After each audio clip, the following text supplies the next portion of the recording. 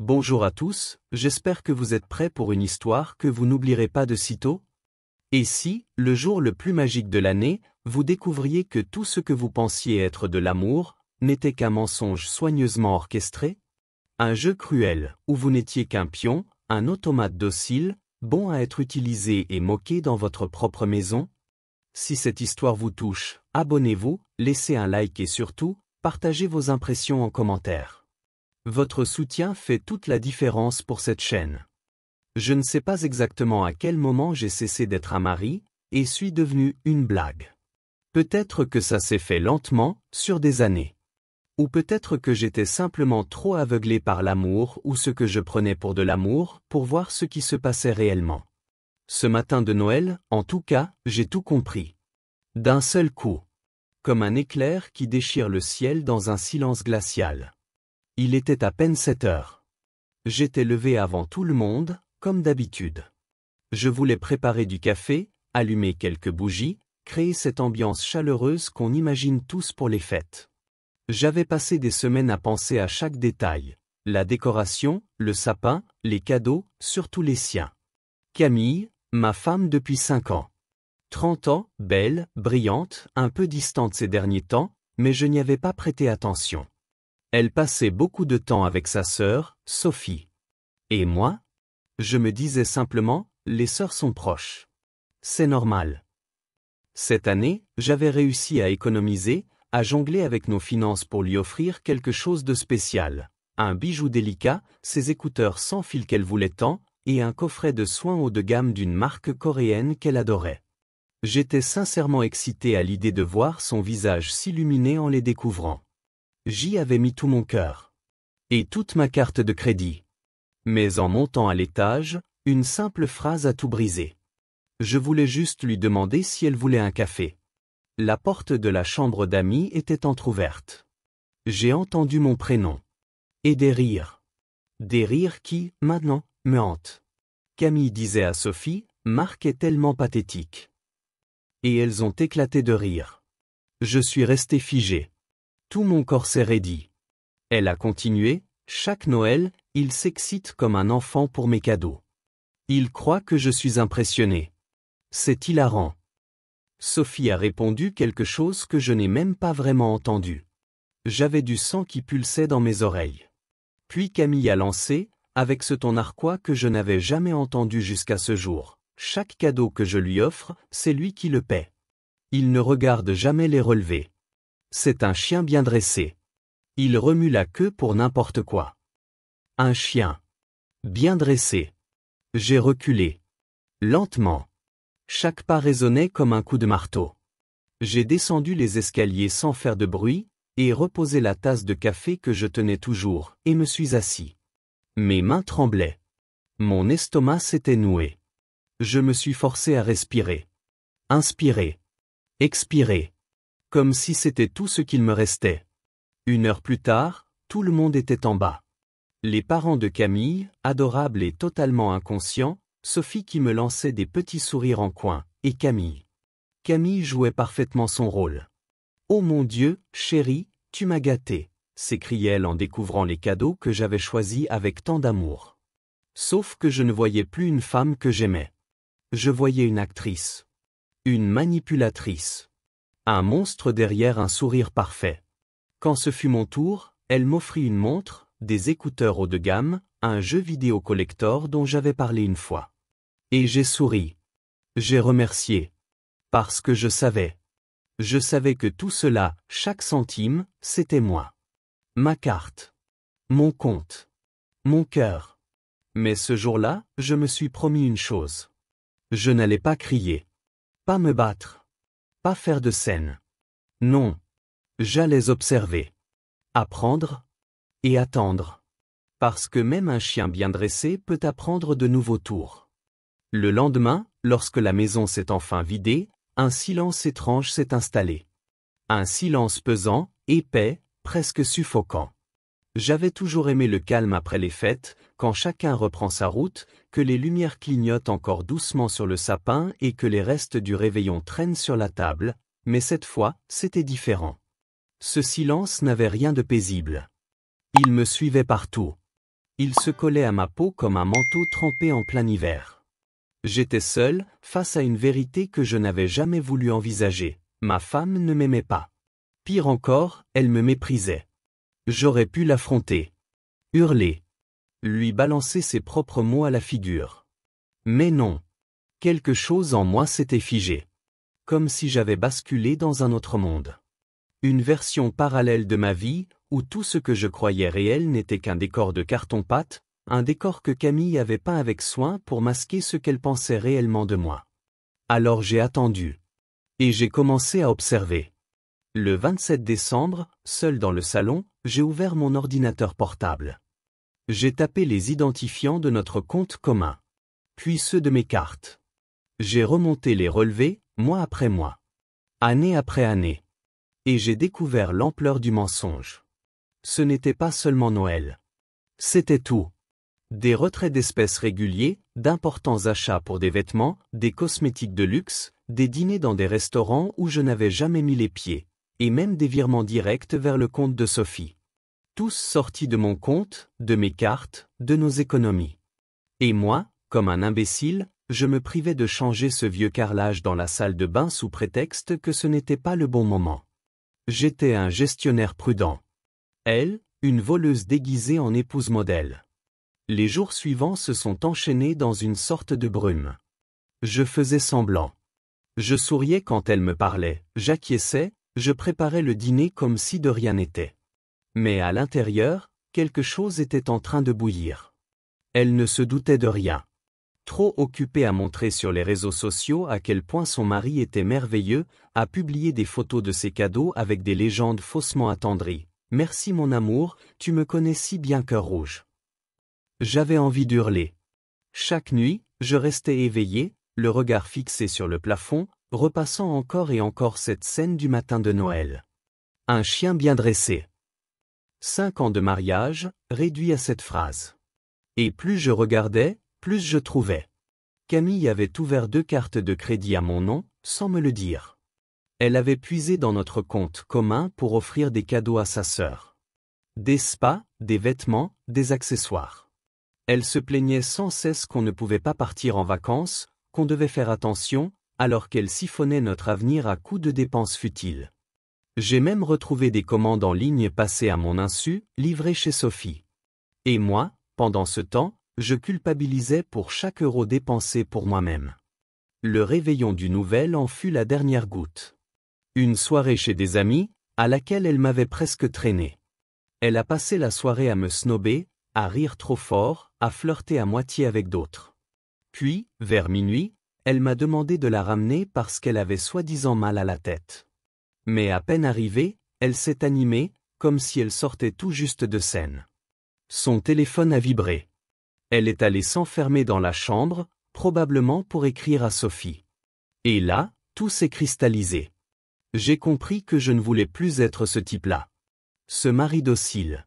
Ce mec invisible qu'on utilise, qu'on humilie, et qu'on ignore dès que les rideaux se ferment. Je ne voulais pas exploser. Je ne voulais pas lui donner cette satisfaction. Je voulais disparaître de sa vie, à ma manière. Froidement. Stratégiquement. Comme elle m'avait effacé toutes ces années, morceau par morceau. Alors, cette nuit-là, pendant qu'elle dormait, j'ai allumé mon ordinateur. J'ai ouvert un document vierge. Et j'ai commencé à écrire. Pas une lettre d'adieu. Une liste. Une liste précise, méthodique. Ce que je savais. Ce que je devais encore vérifier. Ce que je pouvais prouver. Ce que je devais préparer pour ne jamais plus être piégé par une femme comme elle. Cette liste est devenue mon plan. Mon arme. Mon salut. Je n'ai plus été tout à fait le même à partir de cette nuit-là. Quelque chose en moi s'était éteint, et autre chose s'était allumé. Une clarté glaciale, une concentration absolue. Je ne ressentais plus de rage ni de douleur, du moins, pas comme avant. Ce n'était plus un chaos émotionnel.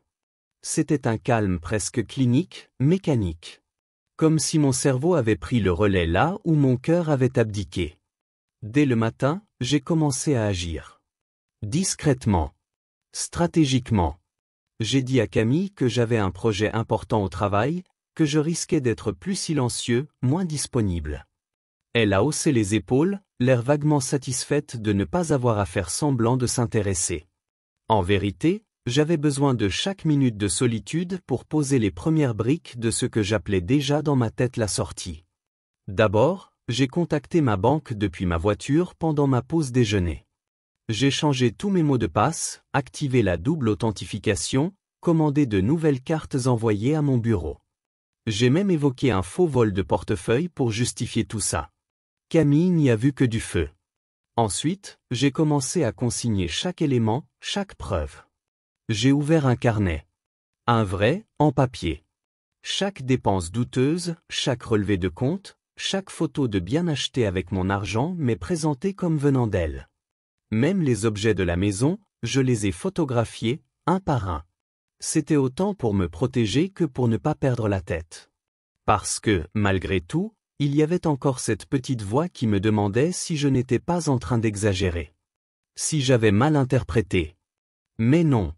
J'avais les faits, les chiffres, les mots. Un chien bien dressé. Jour après jour, j'ai modifié mes habitudes. Plus de lessive commune. Je faisais uniquement la mienne. Je ne lui demandais plus ce qu'elle voulait manger, je cuisinais pour moi.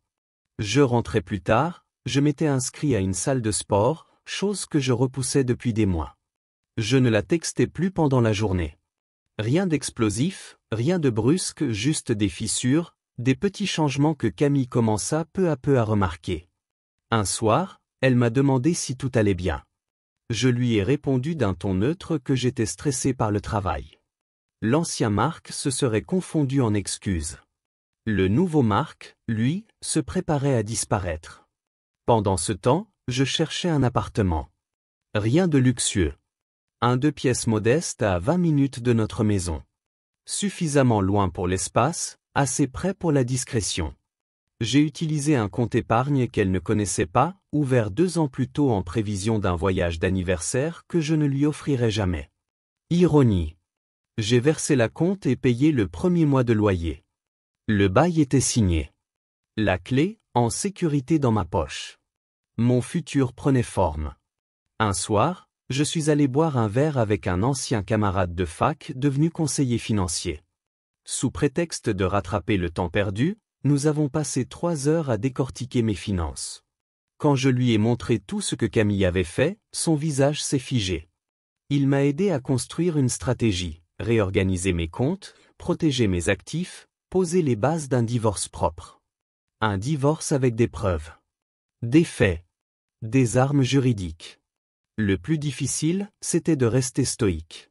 De continuer à jouer mon rôle. Parce qu'elle, Camille, elle continuait à jouer le sien. Un soir, elle est rentrée avec mon plat préféré, commandé dans ce restaurant que j'adorais. Payé avec ma carte, évidemment. Elle a attendu des remerciements, des éloges. J'ai souri, j'ai remercié. Intérieurement, j'ai ajouté la facture à mon dossier. Un autre jour, elle s'est plainte du manque d'argent, après avoir acheté pour 300 € de nouveaux vêtements. Je me suis contenté de hocher la tête. Je ne l'écoutais plus vraiment. Je la regardais vivre dans l'illusion qu'elle avait encore le contrôle. Et puis il y avait les souvenirs. Les signaux ignorés. Les détails qu'on balait trop vite. Les vacances entre sœurs qui coûtaient toujours une fortune.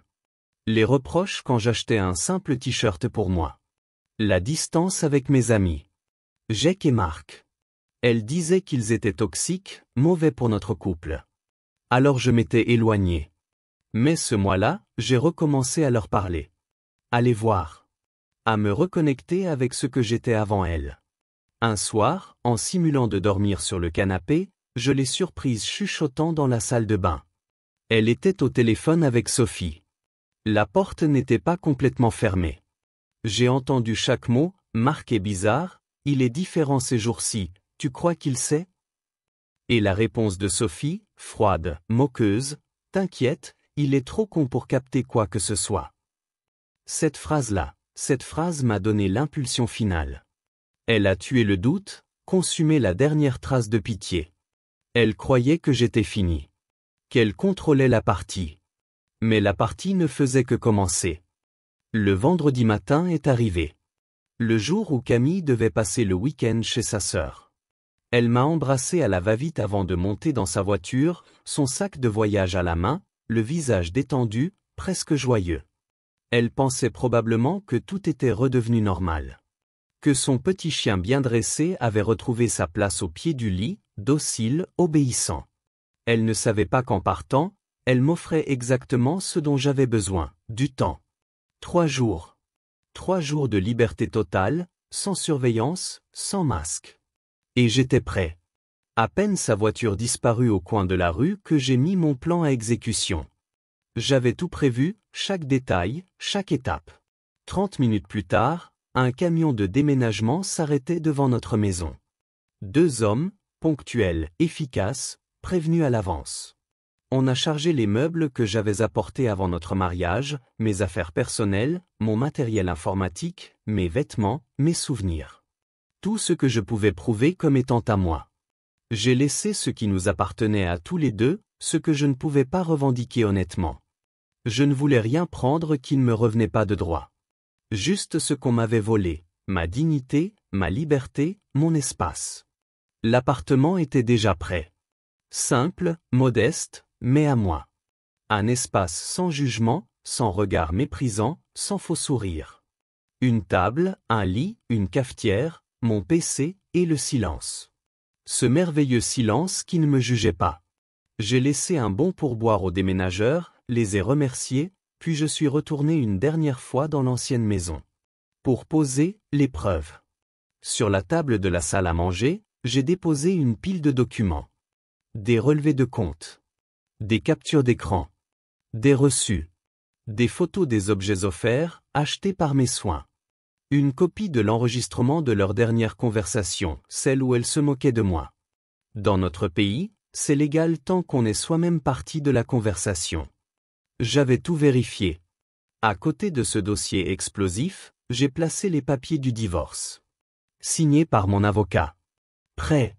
Définitif. Mon alliance. Ma clé de la maison. Et un mot. Simple. Tranchant. Le chien a appris quelques tours. Profite bien de ton week-end avec Sophie. Puis j'ai quitté la maison. Définitivement. J'ai bloqué son numéro. Pas celui des autres, juste le sien. Je ne voulais pas qu'elle me retrouve.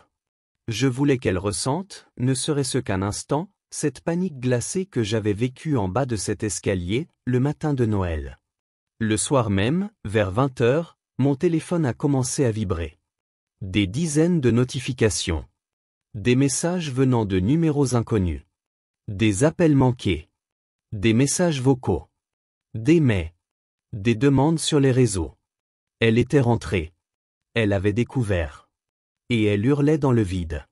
Mais moi, j'étais là. Dans mon nouveau chez-moi. Une pizza sur la table. Une bière à la main. Et un calme que je n'avais pas connu depuis des années.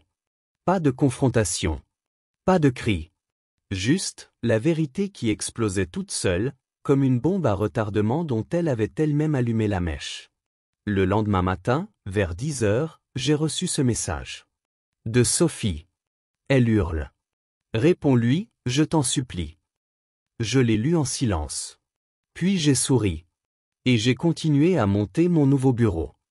J'ai regardé ce message de Sophie pendant un long moment. Elle hurle. Réponds-lui, je t'en supplie. Et j'ai ressenti, rien. Pas de culpabilité. Pas de pitié. Juste un vide étrange. Comme si, après des semaines d'adrénaline, mon corps venait de se rappeler qu'il était épuisé. Je me suis levé lentement, j'ai fait du café, pris une douche, puis j'ai laissé mon téléphone vibrer dans un silence que je savourais presque. Il bourdonnait comme un insecte prisonnier d'un bocal, et je n'avais plus envie d'en ouvrir le couvercle. Mais à midi, j'ai fini par répondre. Pas à Camille. À Sophie. Un simple message, vous avez ri de moi, le matin de Noël. Un chien bien dressé, hein? Alors maintenant, dites-moi, ça fait quoi d'être de l'autre côté? Sa réponse a été immédiate. Une succession d'excuses pathétiques, d'auto-justifications, ce n'était que des mots. Juste des plaisanteries entre sœurs. Tu prends tout trop à cœur. Camille t'aime vraiment, elle ne voulait pas te blesser. Et puis, dans la phrase suivante, elle m'insultait pour avoir abandonné sa sœur comme un lâche. L'hypocrisie me donnait presque envie de rire. Je l'ai bloquée, elle aussi. Le soir, la machine s'était emballée. Les réseaux sociaux s'illuminaient. Camille avait posté un message public, théâtral, digne d'un mauvais soap, mon mari a disparu. Il a tout pris. Je suis dévasté.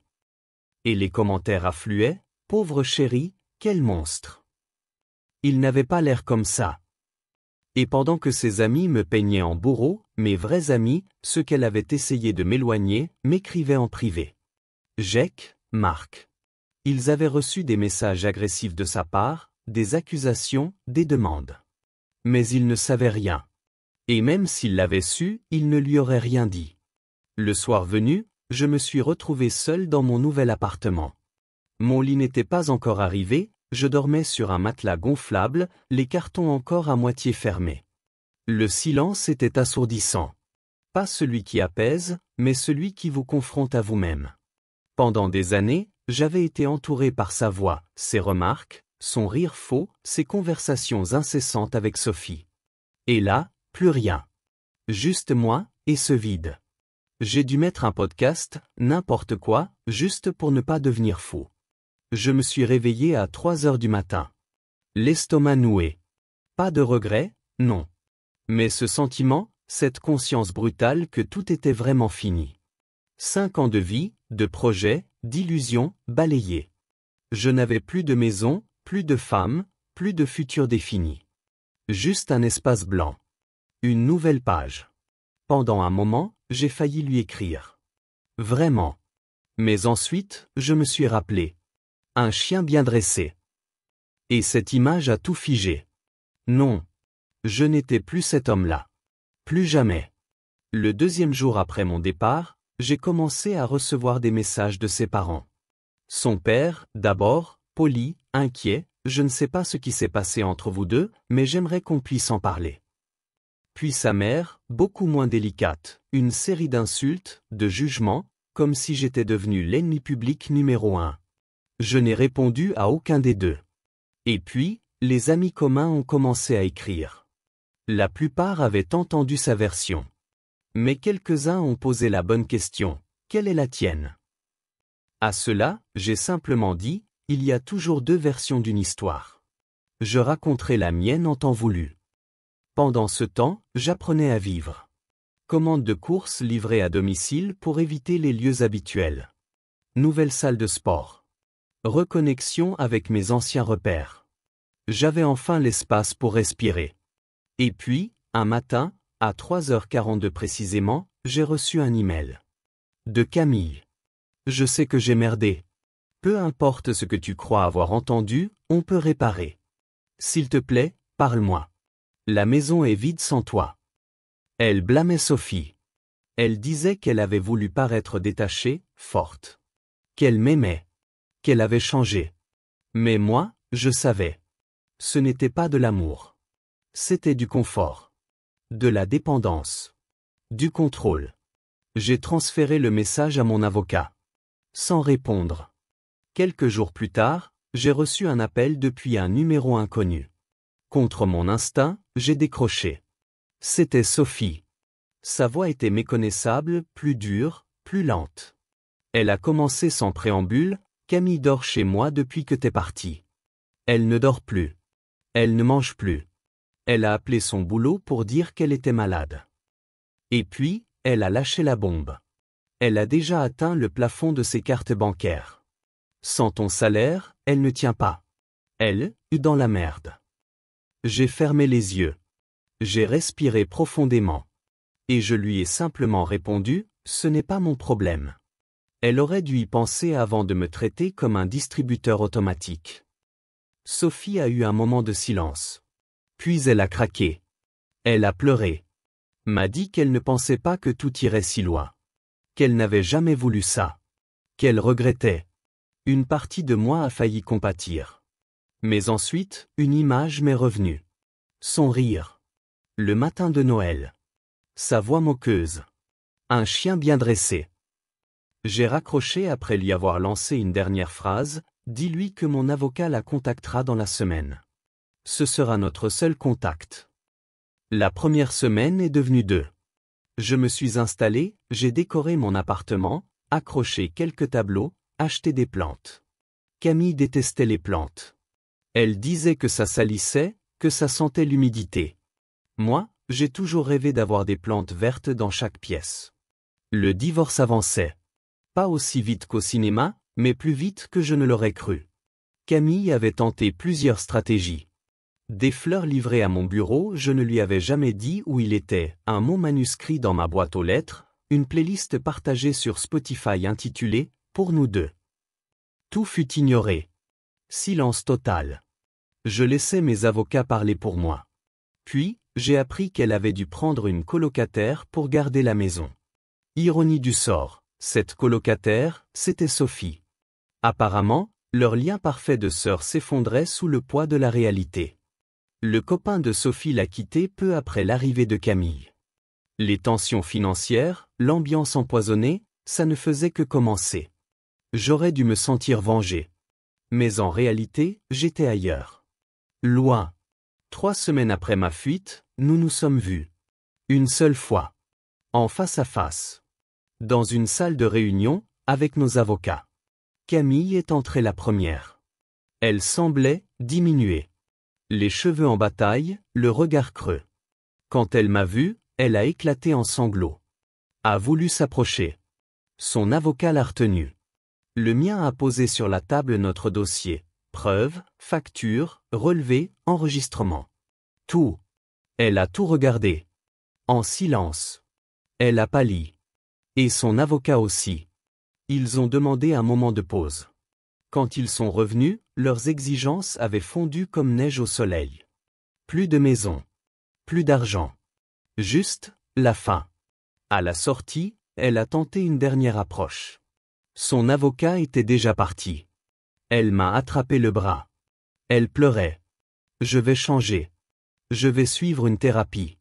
Je couperai les ponts avec Sophie si tu veux. Je t'en supplie. Je t'aime.